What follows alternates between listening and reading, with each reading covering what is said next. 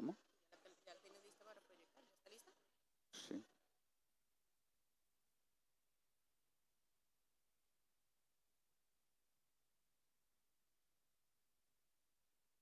Bueno, entonces vamos a empezar nuestra última charla del bloque de urgencias de hoy con el doctor Andrés Viña. El doctor Andrés Viña es pediatra, neonatólogo, emergentólogo, es especialista en estabilización y traslado pediátrico y neonatal, es profesor adjunto de neonatología y coordinador de la diplomatura de estabilización y traslado pediátrico y neonatal de la Universidad de la República, UDELAR, en Uruguay. Así que Andrés, muchas gracias por acompañarnos esta tarde y estamos pendientes de ti. Gracias, Laura. De nuevo agradezco a las autoridades del 33 Congreso Colombiano de Pediatría por la invitación y también felicitar a las excelentes publicaciones colombianas sobre el tema de guías de traslado que son sumamente útiles. Con respecto a la conferencia, no tengo conflicto de intereses y tenemos que pensar que trasladar pacientes no es moverlos de un lado a otro. ¿Cuántos de ustedes hacen traslados? Muy bien. Entonces todos sabemos que trasladar pacientes es un desafío muy importante, ¿no? No es llevar las cosas de un lado a otro, porque estamos asistiendo a un paciente muy probablemente en una situación muy grave de su enfermedad, en un escenario complicado y con recursos limitados. Entonces, no es que alcance el lugar donde tiene que ir, sino cómo lo transportamos, porque si no, los resultados van a ser malos. No es llegar rápido, sino llegar bien.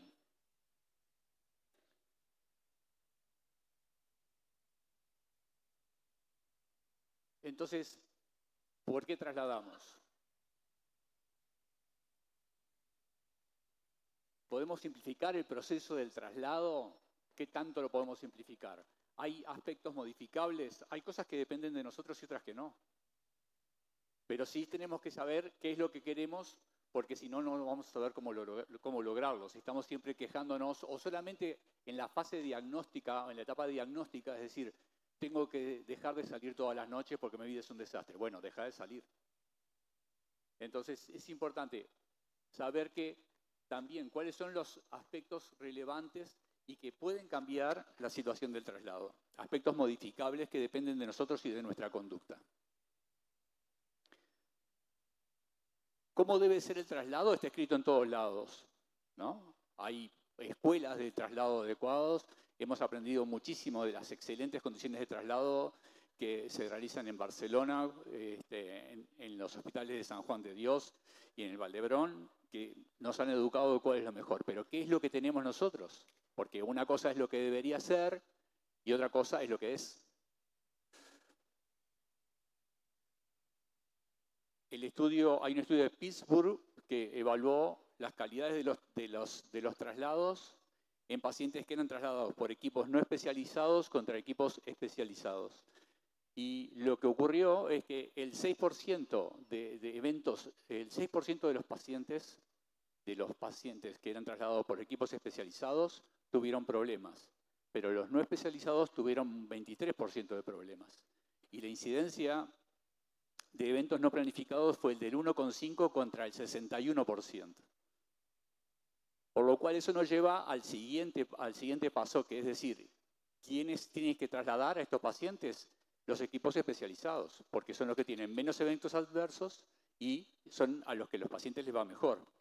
Hay aproximadamente un 22% de eventos cuando los equipos tienen diferente grado de formación, pero no es lo mismo a los eventos que están vinculados a la evolución, a la progresión de la enfermedad, que es más o menos un 40% de ese total, contra eventos que son prevenibles porque no funciona la comunicación, porque no tenemos el equipo adecuado o porque el paciente no alcanzó la estabilidad que era necesaria y eso constituye el 60%. Eso es modificable y eso es lo que nosotros tenemos que cuidar. Para que esto funcione, a nadie se le ocurra pensar en hacer un traslado si no tiene ambulancias. más o menos no tener un centro coordinador es como no tener ambulancia. Así que ustedes tienen que tener todas las estructuras necesarias para que esto funcione. Y lo más importante de todo son las habilidades de comunicación que tiene que haber entre ellos. El traslado no empieza cuando se carga el paciente, sino que empieza mucho antes y termina mucho después. Y cómo se integran nuestros equipos también es muy variable. Pero más allá de lo que debe ser, es que nosotros tenemos que saber lo que es y cómo funcionan. Desde la Sociedad Latinoamericana de Emergencias Pediátricas tenemos un grupo de traslado a los cuales nosotros los estamos invitando a formar parte, porque si bien tenemos representación de muchas nacionalidades, no tenemos colombianos en nuestro grupo y nos parece muy importante. Publicamos este trabajo sobre las condiciones de transporte en Latinoamérica y lo que más vimos era que lo más constante era lo variable. No había una condición uniforme en el traslado. Pero hay cosas que tenemos que de algún modo estandarizar para saber dónde estamos y hacia dónde vamos. ¿Cuál es el perfil de nuestros pacientes? Son niños y están enfermos. Son lábiles, tienen una labilidad térmica, tienen una piel inmadura, lo que hace que su temperatura dependa de lo que nosotros hagamos por ellos. Pero además al tener una piel inmadura es fácil que se puedan deshidratar. Tenemos que lograr un acceso vascular, poner los soportes que correspondan. Tienen una labilidad hemodinámica muy importante porque su corazón no está totalmente maduro, tienen menos cantidad de miofibrillas y además están menos ordenadas, pero además los receptores de catecolamina son diferentes, están en distinta cantidad. La respiración, el aparato respiratorio es distinto, es inmadura. Recuerden que las comunicaciones, que son los poros de Kohn y los canales de Lambert, y incluso el número de alvéolos que tiene el paciente, no se completa hasta que tienen 5 o 6 años. Entonces, todas esas condiciones hacen que el paciente pediátrico, y en especial el paciente recién nacido, tengan condiciones muy particulares en su traslado. Si ustedes están trasladando un paciente pediátrico grave, más de la mitad de las veces va a ser un recién nacido. Así que tienen que conocer muy bien estas condiciones. Y para eso entonces la previa. Nosotros no podemos, el traslado, como les dije antes, no empieza cuando cargamos al paciente. Tenemos que saber la conveniencia y las desventajas de trasladar al paciente, de moverlo donde está. Pensar en traslado es pensar en estabilización. Tener un contacto con el centro emisor para saber qué es lo que está pasando, porque es un paciente que tiene condiciones dinámicas y que muy probablemente cuando lleguemos a ver el paciente no sea exactamente el que nos vendieron. Así que tenemos que ver qué es lo que pasa y también el centro receptor, qué es lo que están esperando y cómo se van a preparar. Para eso entonces hacer un briefing, decir, bueno, esto muy probablemente funciona de esta manera, me reúno con mi equipo y voy a precisar esto, esto y esto. Entonces, tener una lista de los preparativos, tener una correcta monitorización. Cuando ustedes trasladan al paciente, el monitor va a ser sus ojos y sus oídos, porque en esas condiciones en el traslado no van a poder tener el retorno del examen clínico, como lo tienen en planta. Y también que el centro receptor esté preparado para recibir ese paciente, pero que nosotros además cuando lleguemos sepamos dónde tenemos que ir, porque si vamos a un centro nuevo, capaz que tenemos que entrar por una puerta o entrar por otra, o tener que subir un ascensor, y si no conocemos ese camino, todo eso nos va a demorar. Y los recursos que nosotros tenemos son limitados, no solamente los sueros, el oxígeno y las baterías de los equipos que estamos usando. El primer tip es que no mueran en el intento. Y revisando lo que son las ordenanzas que ustedes tienen de tránsito y haciendo legislación comparada, no hay ningún país que exima durante el tránsito las responsabilidades y el cumplimiento con las leyes de tránsito. Lo que dice es que si hay un problema, la responsabilidad es la misma. ¿Se puede eximir? Sí, pero no se debe hacer. Y la responsabilidad se mantiene igual. Y las posibilidades de tener un accidente son mucho mayores cuando vamos más rápido. Y como los accidentes dependen de la velocidad con que uno va, el accidente va a ser más grave. Así que lo primero, traten de que no morirse en un accidente. Y prever las cosas para que funcionen adecuadamente. No me puedo poner a atar la incubadora del primer lugar que tengo o ponerla arriba de una camilla porque se va a caer. Entonces, todo esto tiene que ser solucionado antes.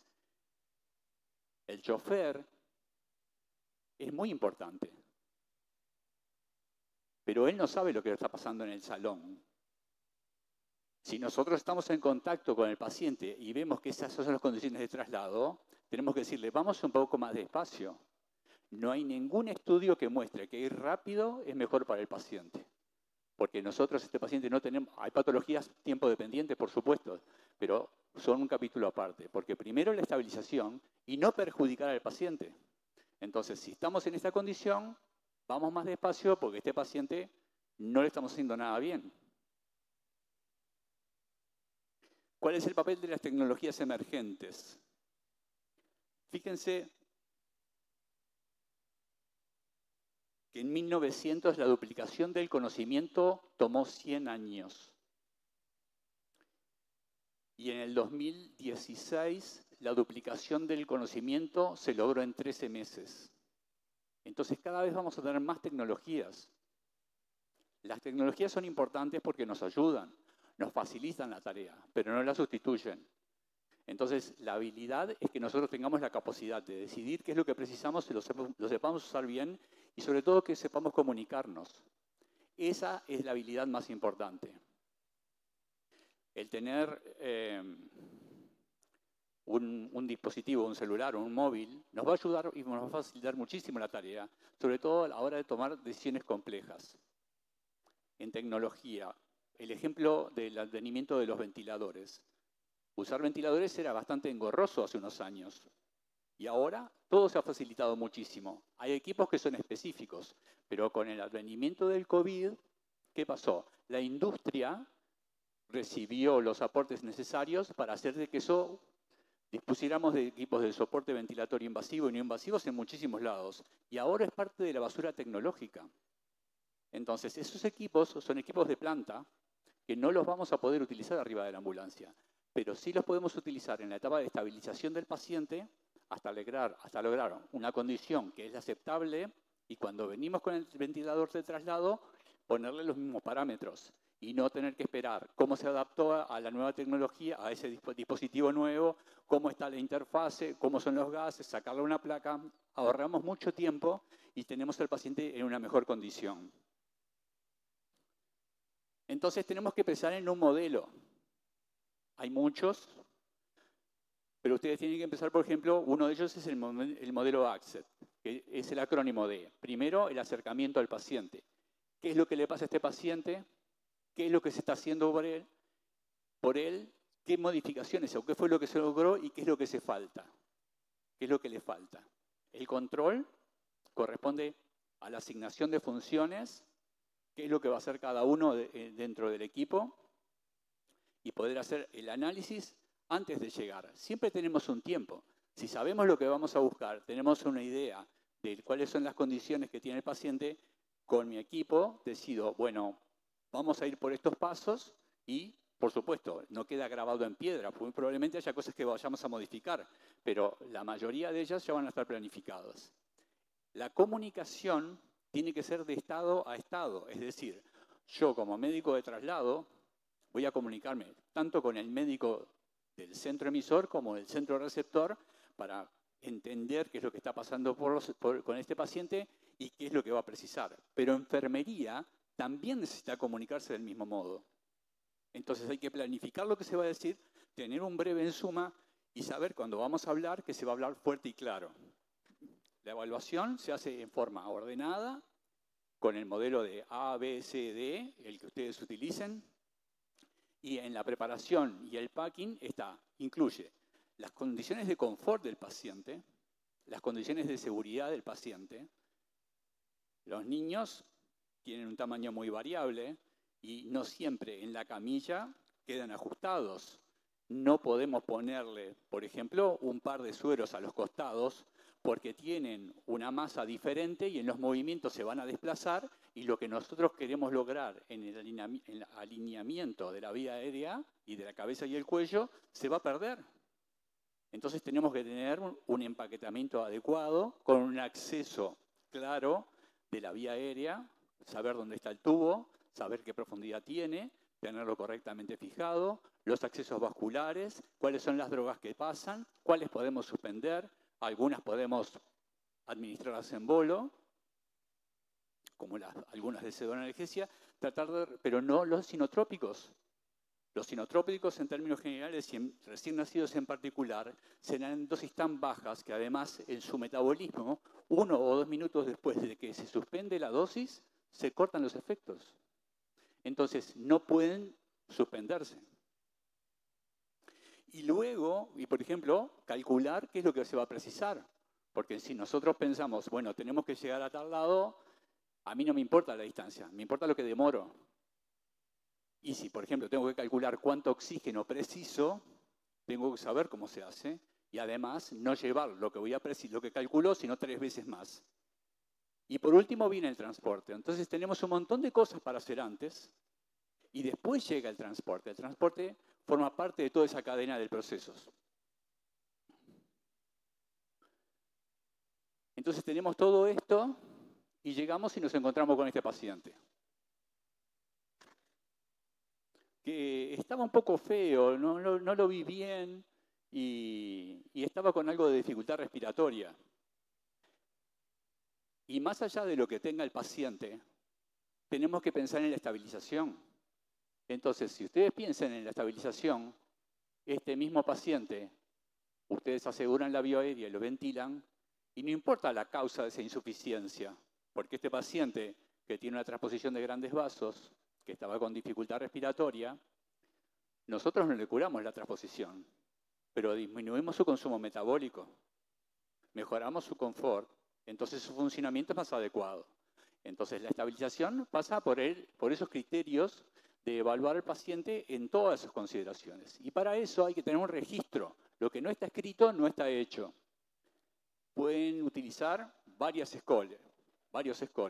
Es decir, tener las cosas escritas, elegir un score y aplicarlo. A mí personalmente me gusta el score de TRIPS porque es un score clínico, es de fácil utilización, pero piensen un poco, cuando van a trasladar ustedes un recién nacido, cuáles son los factores que evalúan, cuáles son los que miden, cuáles son los que registran. El primero es la conciencia. Si el paciente responde adecuadamente, tiene 0 puntos. Ahora, si está convulsivando o está con relajantes musculares, tiene 14 puntos negativos. La temperatura es algo que le puede generar 6 puntos, que son 6 puntos negativos para ese paciente. Y es algo que depende exclusivamente de nosotros. El paciente no puede enfriarse, porque hay muchas cosas que no vamos a poder modificar, pero eso es directamente responsable y como hablábamos hoy temprano, es un factor independiente del pronóstico de los niños cuando ingresan al CTI, de los recién nacidos que ingresan al CTI. En la hemodinamia, si bien hemodinamia no es igual a presión arterial, porque la evaluación hemodinámica, y sobre todo del recién nacido, depende de muchas cosas, depende de la frecuencia cardíaca, el tiempo de recuperación, de la conciencia, del ritmo diurético, pero también depende de la presión arterial. Y es el factor aislado que tiene menor puntaje, es decir, mayor puntaje negativo. Tiene 24 puntos. Si ustedes tienen un paciente que tiene una presión arterial sistólica por debajo de 20, es un paciente chocado. Entonces, con 24 puntos en contra, tiene muchas posibilidades de morirse a la semana de haber sido trasladado. Y si piensan en la evaluación respiratoria, en virtud del soporte que el paciente requiera, tienen distintos puntajes. Pero piensen, el paciente con una condición respiratoria tan grave que requiere una FiO2 de 100%, tiene 20 puntos en contra. Pero el paciente que tiene una afectación moderada, pero no está ventilado, tiene 21 puntos. O sea, tiene más puntos negativos que si está intubado y ventilado, porque ahí no tiene la vía aérea asegurada todavía. Entonces tiene un puntaje peor. ¿Cuántos le toman la presión arterial a los pacientes que trasladan? es poco frecuente. Es poco frecuente que lo hagamos. Pero eso importa para saber que no solamente que tenemos que vigilar estas cosas, hacer una evaluación de las condiciones del paciente, saber qué es lo que va a pasar con él a la semana y tener una comunicación con la familia. Y de vuelta la comunicación, porque hablamos con el centro coordinador, hablamos con el centro de referencia, hablamos con el centro emisor y hablamos también con la familia. Y como les dije antes, lo que no está escrito no está hecho. Así que tenemos que tener una forma de llevar la historia. Los datos tienen que ser claros, tienen que ser pocos, pero tienen que estar todos, lo que nos lleva a tener una historia codificada. Y muy probablemente tienen que elegir un modelo. Hay que tener una historia de pediatría, hay que tener una historia de recién nacidos y que vamos a tener una historia para cada paciente. Yo creo que no, pero sí tenemos que tener un espacio en donde podamos anotar cuáles son las variables que van cambiando, porque eso de traslados sin incidentes no existe. Si yo llevo un objeto inerte, puede ser, si no se me cae y se me rompe. Pero un niño, las variables las tengo que registrar. Y que no haya variables, como dijo Carlos, que no haya noticias es una buena noticia. Bueno, si el paciente se traslada en buenas condiciones, no vamos a tener mayor problema. Entonces, al momento del nombre de la charla, ¿cuáles son los tips que nosotros tenemos que considerar? Saber con quién uno trabaja. La enfermería es básica y fundamental en esto.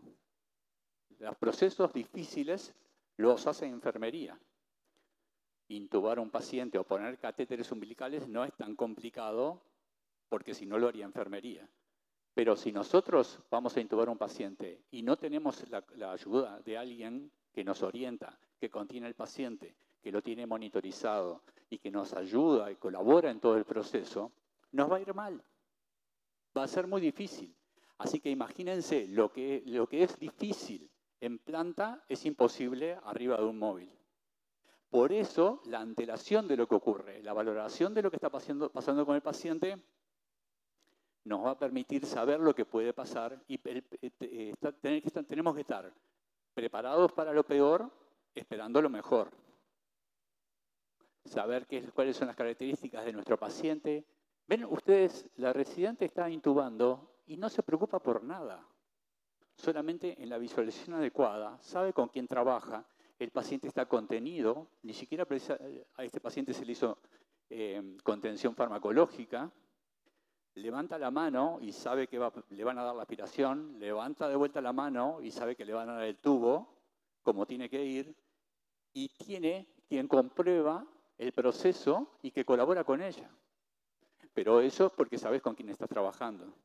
Es un buen momento para ser amigo de las enfermeras o de los enfermeros. Y tienen que pensar durante el traslado cuáles son las enemigas del paciente durante el traslado. La hipoxia, la hiperoxia, en recién nacidos, tanto la hipocapnia como la hipercapnia, la hipotermia y la hipoglicemia. Entonces, tenemos que pensar en todos esos aspectos para tener un traslado seguro, adelantarnos a su ocurrencia y solucionarlos antes de que sucedan. Muy brevemente, ¿qué pasa en Uruguay? En el 2019 tuvimos un programa donde evaluamos qué era lo que pasaba dentro de muchas cosas en la asistencia y sobre todo en el transporte de los recién nacidos. ¿Y qué fue lo que pasó? Junto con esa información generamos programas de educación, talleres, Zoom, escribimos protocolos, publicamos materiales. Y lo que sucede es que la gente que recibe los cursos lo aprende rápido, pero se olvida fácil. Si uno no está todo el tiempo trabajando en eso, es difícil que pueda memorizar, porque la diferencia en la calidad de la asistencia, ya con la globalización y con la disponibilidad de equipos, no son esas infraestructuras lo que limitan, sino que es el factor humano. Entonces tenemos que tener formación continua. Después de haber recorrido todo el país, ¿con qué nos quedamos? Con muchos teléfonos. La gente cuando tiene una duda o un problema, nos llama y lo resolvemos juntos. Porque eso le da tranquilidad, le da seguridad y empoderamiento al que está en la trinchera, que es el más importante de toda la cadena de la asistencia. Tienen que entenderse que de esa estabilización depende el tiempo que nos va a llevar la asistencia y el traslado posteriormente. Y tiene que entenderse el traslado como parte de toda la cadena asistencial de ese paciente que, como ya les dije, comenzó antes y va a terminar después. ¿Cuáles son los tips que yo les recomiendo? Primero, no ir rápido. Segundo, que tengan esa tendencia y esa capacidad de aprender a aprender continuamente. Parece como muy fácil, pero es bien difícil porque el vaso es más fácil de llenar cuando está vacío. Cuando nosotros tenemos un montón de mañas y conocimientos, siempre como que, bueno, yo siempre lo hice así y me fue bien, y en realidad hay muchas cosas, siempre tenemos oportunidad de aprender. Elegir la historia clínica y escribir, pensar en un modelo, usar escalas de evaluación validadas y que se pueden aplicar. La escala de TRIPS, hay una aplicación que se baja y calcula todo en forma automática. Y saber pedir ayuda. A veces estamos trancados, no podemos avanzar, y en realidad el problema quizás no sea tan grave o tan difícil para otra persona, y si nosotros pedimos ayuda, nos levantan el problema y tenemos la posibilidad de seguir adelante. A veces la limitante somos nosotros y no tenemos más ninguna barrera, pero poder consultar a alguien y tomar decisiones en conjunto siempre es muy útil. Otras recomendaciones, de vuelta a las enemigas del traslado, y acordarse el momento más peligroso del traslado, que es en la transferencia durante el movimiento del paciente, tanto de la unidad a cuando llega a la ambulancia, cuando llega a la camilla de traslado, y de la camilla del traslado a arriba de la ambulancia. Esos son los momentos en que pierden el acceso vascular, donde el tubo se desplaza, donde puede pasar cualquier cosa. Entonces, bueno, pensar que es el momento más peligroso y volver a evaluar después de cada una de esas etapas. Los que trabajamos en las ambulancias, quienes trabajan con nosotros, no tienen por qué ser nuestros amigos, pero son nuestros compañeros, comparten muchas horas, comparten cosas muy intensas. Y es importante eso porque tienen que acordarse que no hay traslados sin incidentes. La comunicación es lo más importante, es más importante que la adrenalina. Porque además, si ustedes tienen una comunicación adecuada, seguramente van a tener que usar menos cantidad de adrenalina. Rápidamente. En 1967, el programa Apolo, durante uno de los ensayos, se incendió la cabina donde estaban los 3 tripulantes que murieron. Se hicieron homenajes, se levantaron monumentos y se recuerdan a estos héroes de la NASA y de todo un país muy importante. Eso permitió volver a pensar en la seguridad dentro de los procesos, y eso también aplica a nosotros. Todos los días en Latinoamérica hay niños que son trasladados y que mueren también, que mueren antes durante la estabilización, que mueren durante el traslado, o que por una inestabilización adecuada mueren en los próximos días después del traslado, y que están vinculados a ese proceso de traslado. Entonces, yo espero que esos héroes anónimos tengan nuestro respeto y nuestro esfuerzo para trabajar.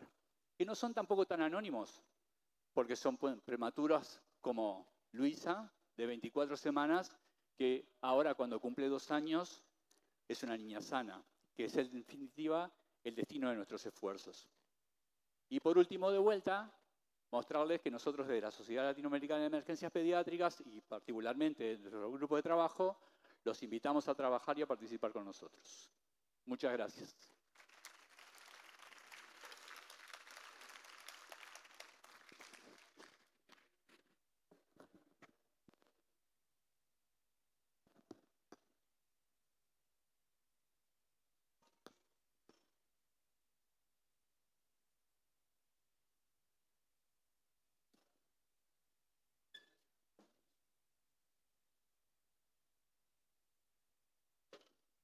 Bueno, entonces si quieren nos vamos a ir organizando para el panel de preguntas, que ya tenemos como 4 o 5 preguntas por acá que nos han hecho llegar. No sé si alguien más falte por enviarnos otras preguntas para que las vayamos pasando al personal de apoyo que tienen las camisetas azules, o si no acá vamos a estar atentos mientras tanto.